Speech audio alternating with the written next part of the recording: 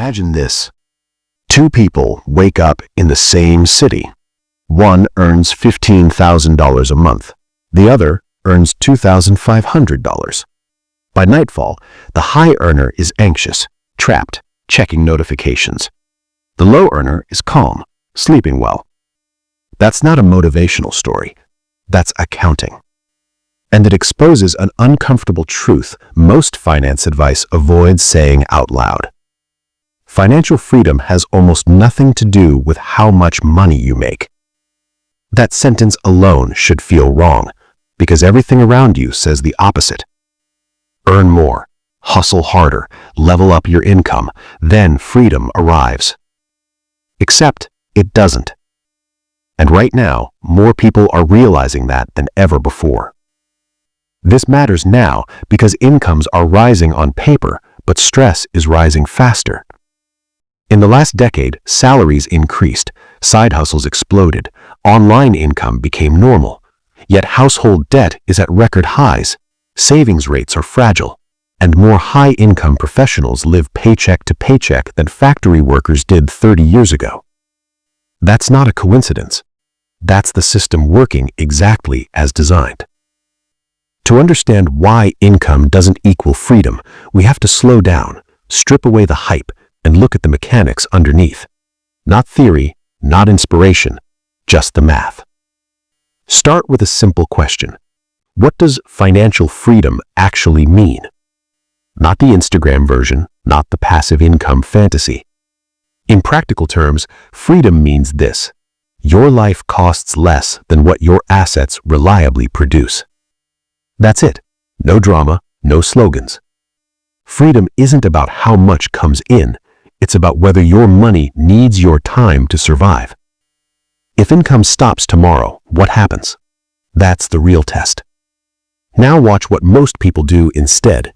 They increase income and immediately increase obligations. Bigger apartment, better car, more subscriptions, higher expectations, social pressure dressed up as rewarding yourself. None of this feels reckless in the moment. It feels responsible, normal, even earned. But every upgrade quietly adds a fixed monthly cost, and fixed costs are chains, invisible ones. Here's where the system gets interesting. Income is flexible. Expenses are sticky. When income rises, expenses follow quickly. When income falls, expenses don't care. That imbalance is where stress is born. Picture two people again. Person A earns $3,000 a month. Their expenses are $1,800. They save the rest. No debt, no lifestyle inflation. Person B earns $12,000 a month. Their expenses are $11,500. Mortgage, car leases, private school, commitments they can't unwind quickly. Who is freer? One missed paycheck for person A is uncomfortable. One missed paycheck for person B is catastrophic. Same country, same economy, opposite realities. This is the part nobody likes to hear. High income increases risk if structure doesn't change, because income trains behavior, and behavior creates dependency. Now let's go one layer deeper.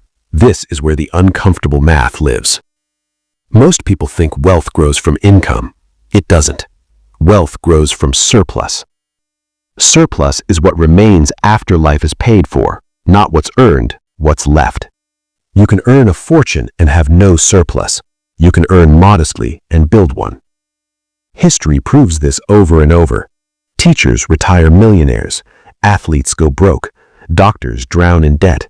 Clerks quietly accumulate assets. Same economy, different math. The mechanism is simple, almost boring. Money has only three jobs. It can be spent, it can be saved, or it can be invested. If all income goes to spending, nothing compounds. If savings exist but are constantly raided, nothing stabilizes. If investments depend on continued labor income, nothing is free. Financial freedom only begins when money starts working without asking permission from your time, and that's where income becomes irrelevant. Because the system doesn't reward effort, it rewards position. Once your survival costs are covered by assets, income becomes optional. Before that, no amount of hustle changes the equation. Now comes the irony. The louder someone talks about income, the less freedom they usually have. Because people who are free don't need to maximize income, they need to preserve independence. That's why some of the calmest people you'll meet don't look impressive on paper, and some of the most stressed people have salaries that sound unreal. Freedom is quiet. Dependency is loud.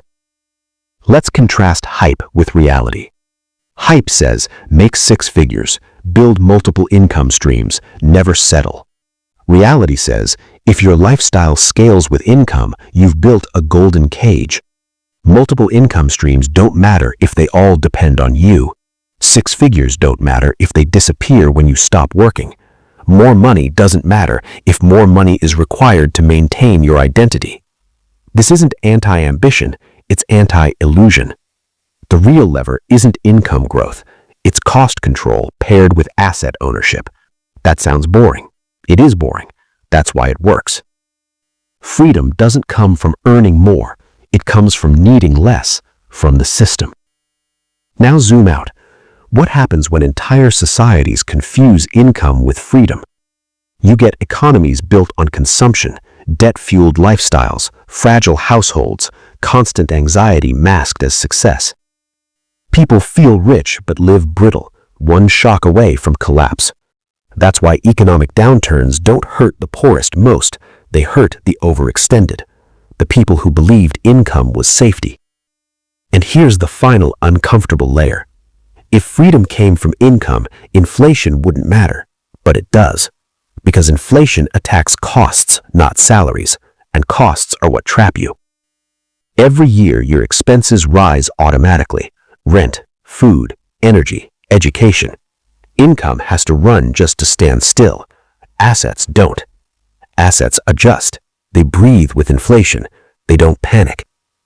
That's the quiet advantage no one advertises. So when someone asks, how much do I need to earn to be free, they're asking the wrong question. The real question is, how little do I need from income before my life keeps going without me?